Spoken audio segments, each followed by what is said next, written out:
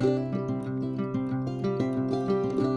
welcome back to Plus Ultra Adventure, the channel that gives you some details, gives you education on trails, hiking, distances, elevation gain.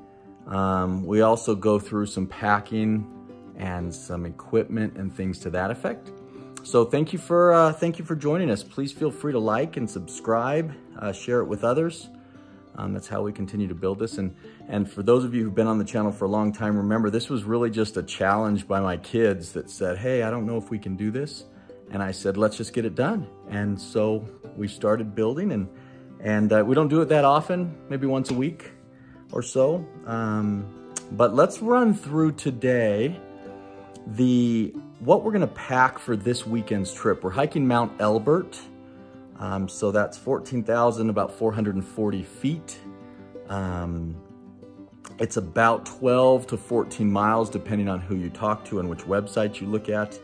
And it's about 4,500 feet in elevation gain. So the temperatures are expected to be between 10 degrees and 40 degrees. And winds always pick up in the afternoon. So we have to consider all that type of stuff. Let's take a look at food, first of all. What do we bring? You know, the websites all over the place have different views on food. You definitely want carbs. That's what your body will burn off soonest. So if you look at this food regiment that I have laid out here, what we have is roughly 2,500 calories. If this hike is 8 to 10 hours, that's between 250 and 350 calories per hour. You'll see that I actually had the option of taking some of our, these are Kirkland fruit and vegetable packs. I think mostly for babies, but they are just fruit and vegetables. They're terrific. They're good calories, they're good carbs. Really helpful. We can take them out of the pack and put them in these Ziploc bags, as you can see here. Cuts off 0.3 of an ounce. Yeah, 0.34 of an ounce per pack. For the ease and simplicity, most of them I'll just keep in, I think. I've got some granola. I also have some crushed up chips, which give you some good carbs and some salt. You can see I've got a little bit of protein that'll last a little bit longer than the quick burn of the calories. And I have some of the high fructose corn syrup carbohydrates, right? Some of the fruit snacks, stingers, blocks. Again, all in all, what you're looking at there, not counting the noon tablets, which is electrolytes, and the salt electrolyte tablet pills that I have, all in all, it's about 2,500 calories. So that's what I'm gonna bring for food. Let's jump into some of this other gear. You can see I bring technology so that I can give you these videos. We've got a GoPro 10, the Hero 10. I've got a DJI Mini, and waterproof packaging for those.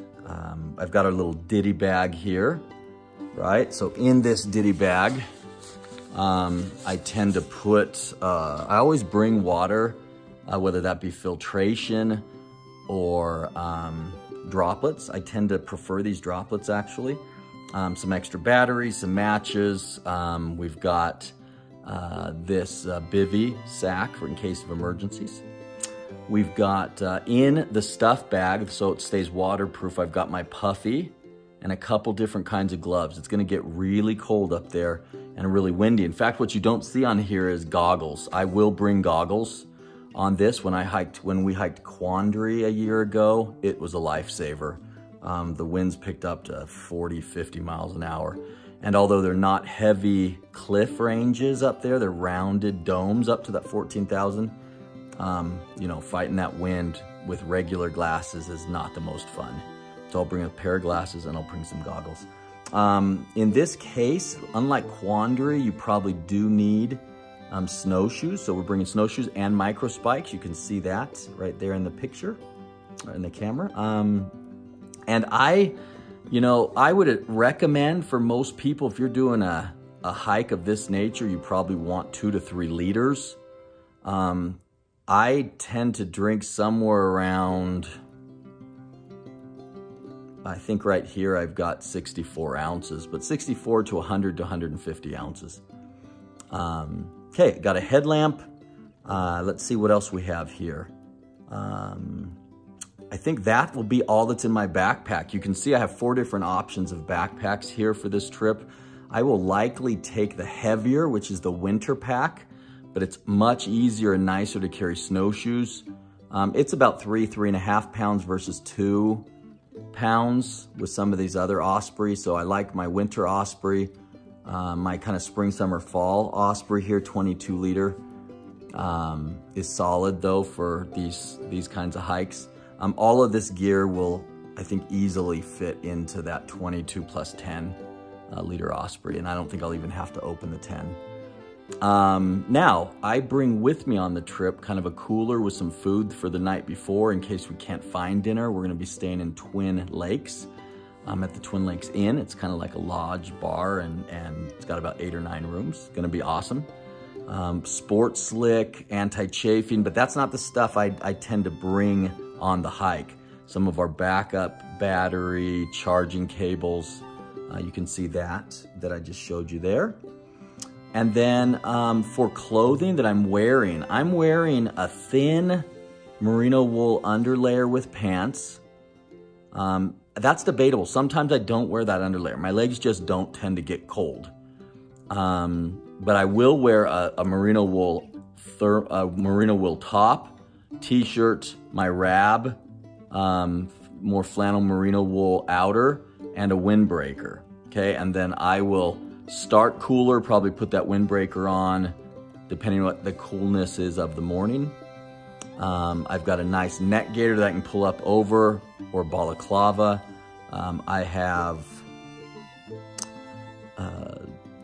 compression socks I like to wear. You know, I'm getting older and I'm not the skinniest and I'm not the youngest anymore. So I actually wear compression socks. Helps with recovery in a huge way with my calves, shins, and then an extra pair of socks just to reduce friction. And then I have my Vask boots that I love, that I use year round. I don't think it's cold enough for me to put my heavy duty insulated boots on, so those will be fine. Probably put some gaiters on.